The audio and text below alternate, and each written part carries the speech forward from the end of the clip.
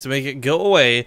Ladies and gentlemen, I have checked. These are the players for you. Spawning here in the top left corner of the map, it's going to be the combination of Targa and Lambo. In the bottom left, as the red Zerg Archon, it's Damaga and Slivko. Okay, so I like Damaga. I like Slivko. That first game today, it was a rush, so maybe we think not too much of it. So let me turn sounds on. Awkward.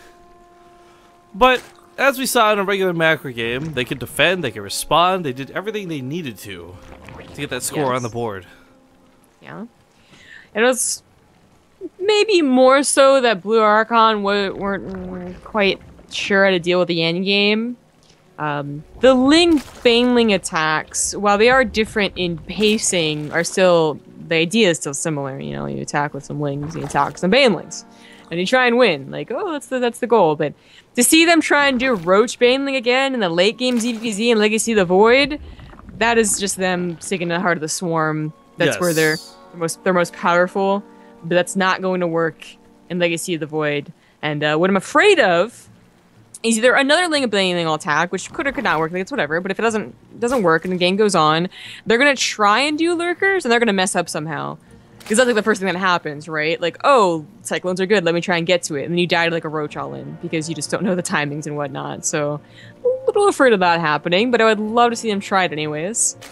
Well, I mean, one of the things for that too is it is one of those emphasis on legacy things where you've got players who have been practicing it, who've done it, who won the game with it just now. And you got players who very clearly haven't had a chance to practice with it perhaps as much. Yeah. I do have to put the camera on you for a moment though. There's somebody at the door. I'm sorry, I'll be 1 second. Maybe he has your t-shirt. No, it's the weekend. Oh, that's true. It's Sunday. Alright, so 2 Baneling has to go down, but that is to be expected. Again, you can't skip this stage. You try, and you most likely die. We haven't really seen people live, even if they try and do like the Heart of the Swarm tactic, you know, the gasless build where you wall off. Although Cactus Valley would be an excellent map for that, as the wall off is quite easy. It's still just apparently too scary. You just want to open up with those Lings to have a lot of control and lead into the macro game. But maybe once it's fully released, that'll change. Honestly, ZVZ right now, I would not be surprised this really was how it looked when Legacy of the Void came out. It's like it is in Heart of the Swarm, plus their Lurkers add another dynamic. I think it's much more interesting now, and I wouldn't mind it for sure. Plus, the Lurker is basically the only thing that's going to be used here that's really going to be changed. I mean, maybe the Ravager will be changed again, so it's going to be Ravager Lurker, but that is yet to be seen.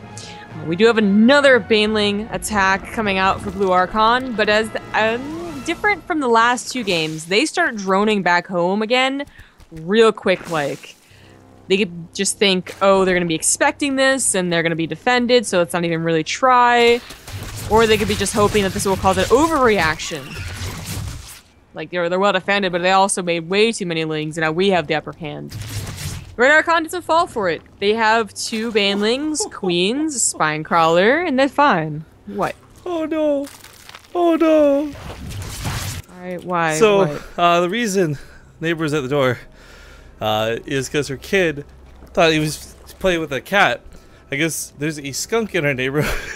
And he just got sprayed, and she's letting everybody know so they don't let their animals out or like get sprayed themselves. But this poor kid, can you imagine? You're like, oh kitty, and then you give it a hug and like just sprayed it with a skunk smell all over.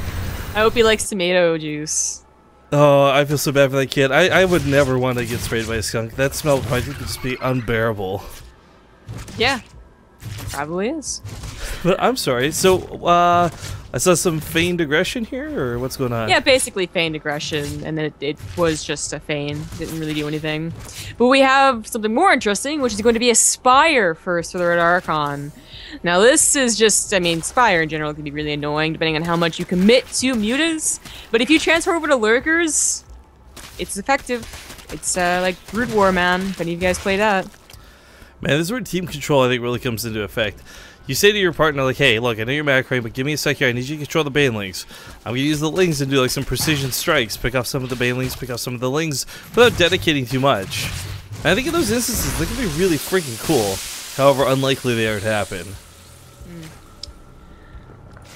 I don't know if Blue Archon is even really thinking about mutas, you know? Like in Heart of the Swarm, you always want to check for when there's their lair, where the gas is. Like, do they have a roach warren down or don't they? And that's all the little telltale signs that make you end up with, okay, mutas get spore crawlers. But in Legacy of the Void, yeah, Blue Archon really doesn't seem like they know it that well. They may not be thinking of mutas at all. They really haven't played that many ZBZs. Mutas are certainly still in the matchup, and you can certainly still go into, you know, mass mutas with banelings. You can go into muta, then roach. I'm not sure if you can go muta directly into lurker. I don't know if that would quite work out, but I would be interested to see someone try. I can kind of see those two forces complementing each other, though. I mean, regardless of the speed, or sorry, pardon me, regardless of the quantity, I think as long as you get them out fast enough, that's what matters the most. Is even the lurker den itself just takes forever to morph into that Hydros den. Yeah, it does. It does. It's a lot of time-intensive things in Legacy of the Void. For Zerg, everything's evolving. More evolutions coming down. We do have Red Archon going into the Roach transition, so something that we see very commonly in Heart of the Swarm. Not surprising here. And Blue Archon's response is to do something that's also very common, which is to attack. You're going to do a lot of damage, maybe you're going to kill a base, and you're also going to keep those mutas back at home while you get your own defense. Queens, Spur Crawler, Hydras. I mean, this is doing a surprising amount of damage. The Mutalisk count's a little bit low, so it's not cleaning this up very quickly. This is where you start regretting having gone for some of the Banelings, having left some units just in the middle of the map like this. I don't know where or why, but if he rallies all his forces, Red Archon's actually in a pretty good spot.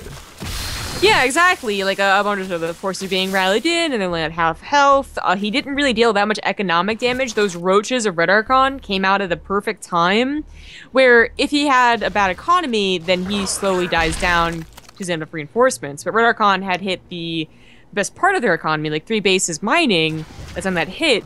So they're just rallying roaches. Now Blue Archon is a little bit of trouble. While they have Hydras, they don't have roaches to move across the map. They're the ones that are going to be contained, and I think Red Archon should go into Lurkers again to take advantage of that. I like the idea of the Lurkers too, but at the same time, like, we're getting a little bit dedicated here with the Mutalisk attacks. Unfortunately, having 5 mutas is way more important than having 5 Hydras, so giving away a little too much in my opinion. Trade out 1 for 1, not even 1 for 1 anymore. Units were meant to snowball, but regardless, back at home, Red Archon, they did finish the Hydra den, right?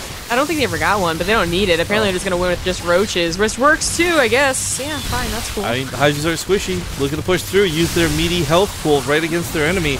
Even though Hydras technically have better damage, roaches they still hit hard enough. Sometimes enough is all you need. And Hydras are pushing back the right side. It's going to be Red Archon who decides to withdraw, disengage, and regroup.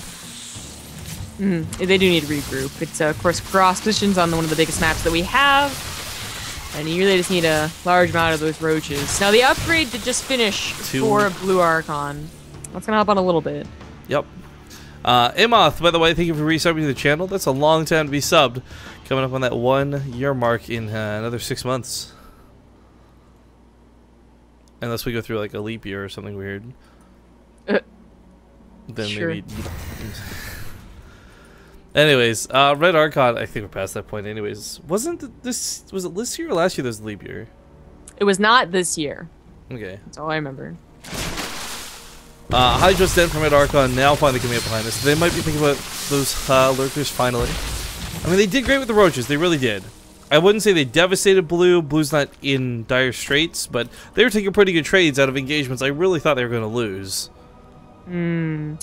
Both players getting a Lurker Den now. This might go down to what I was talking about earlier, though, where Blue Archon might just be like, okay, Lurkers are a good idea, let's use them. And then they unburrow them all and run into roaches. So you'd be surprised at how often we've seen that from professional gamers in Archon mode with one person might. But I think it shouldn't be possible, but it happens. I think both instances we saw that happen, though, that was a lot more when it came down to control. Like Tefl and whoever saying we don't really know who's doing what. We just teamed up to play. And if you're not in Skype, if you're not communicating with them vocally, I mean, it's really hard to type and move at the same time. You know what I think it might be? Because I don't remember who it was or when it was exactly, but it might be that they're kind of the replacement of swarm hosts, and you would rally swarm hosts. So what if they're just like automatically rallying their lurkers, so when they unburrow, they get like rallied forward, like you accidentally do with swarm hosts and locusts? I thought you were gonna make fun of the in-game voice chat, because I was. Nope. StarCraft 2's in-game voice chat, the only thing it's good for is blowing your ears out or ruining your microphone. Yeah. I forget that they exist, to be honest. I accidentally queued up in a 3v3, it's supposed to be like a 2v2, and these two guys were using it because they were like buddies, they don't have Skype, I guess, or whatever. And they were like, oh, whoops, we accidentally queued 3v3. So it's like a Megal. A Megal? Yeah, you don't know what you're gonna get. Sure. Do not know what a Megal is? I do know what it is. It's like, okay. Just check it, calm down. Jeez.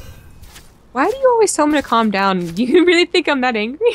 I just feel I can feel the rage boiling, you know. You're such a passionate person all the time. I don't think that's true. Alright, Lurkers are gonna get the burrow off here, and of course it's a little bit more numerous at 12-4. So a lot more Lurkers here for Red Archon. The downside is though, if you get baited away from this fight, if those Lurkers aren't actually involved with the fight, that's bad. That's really bad. No. Okay, that's just cancels it. Yeah, trying to take positioning and posturing I think was a great choice. I honestly don't know what the perfect amount of lurkers are. So from what I've seen, more is better, but only in the context of like 15. I don't know if 30 lurkers is better than 15 lurkers, but I'm guessing 12 to 15 is pretty perfect. I do want to stress, by the way, guys, that we have not seen a lot of ZVZs go to this point. At this point, it's a lot of guesswork for us, and it's a lot of fun kind of not knowing. But it is that extreme of like what works out better. Like, will fungal growth somehow bridge this damage gap? Looks like not the case just yet. Oh my, Blue Archon doesn't have an overseer. He was relying entirely on fungals. Oh shoot! Oh my god! And he's gonna walk on top of the lurkers with this. Both players losing lots here, but of course it's the lurkers that get slaughtered from Blue Archon because Red Archon's just got free reign to do what they like. Damaga and Slivko looking to push into this, trying to catch the last couple of roaches. There's a counterattack, by the way, of 3. Looks like they stuck around while this was going on, but somewhat irrelevant if Damaga wins and just squashes this army. Or pardon me, Damaga and Slivko. Yes, 25 more Hydras on the way for Red Archon. That's what I was worrying at. That is a lot of gas minerals. And of course, he wants them to turn into lurkers, but I think that would have been too many. You need some buffer with the roaches, just a little bit. I mean, he took a commanding engagement. I mean, forget Overseers is just really quite bad. Because you would have Overseers in regular ZV, like Heartless Forms ZVZ anyways, just in case they had Burrow. I feel like if you have 15 lurkers, you can do what you like. Do whatever the hell you want. You can do what you want. This is not going to go well. Again, like you can barely hear the lurker sounds. They don't even look that impressive. They look like they're soft talons as opposed to like spiky things, but they really do a lot of damage. Like this last little remnants of the army sadly can't even take on the Hydras, which is pretty much the purity of what's left. Lurkers, of course, add a little bit more damage. I agree with you on the sound thing. That's a whole other can of worms. But regardless of whether it sounds cool or looks cool, GG, well played is going to be called. And looks like Red Archon, Damaga, and Slivko will move on to the finals of the tournament. But lucky for you folks who are cheering for